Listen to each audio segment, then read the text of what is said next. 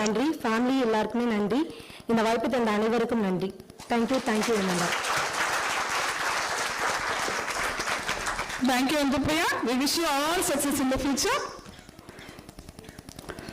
Now,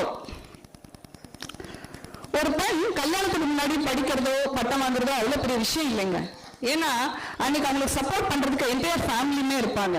உதாரணத்துக்கு சொல்லணும்னா school college முடிச்சு டயர்டா வீட்டுக்கு வந்தா அம்மா காஃபி போட்டு டிஃபனை ஊட்டி கூட விட்டுருவாங்க.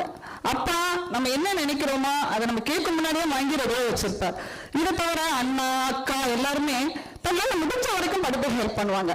ஆனா கல்யாணத்துக்கு அப்புறம் ஒரு பெண்ணோட வாழ்க்கை அப்படியே தலைகீழா மாறியது தானே. ஒரு குடும்ப தலைமை ஆனதுக்கு அப்புறம் எவ்வளவு கடமைகள் எவ்வளவு பொறுப்புகள்.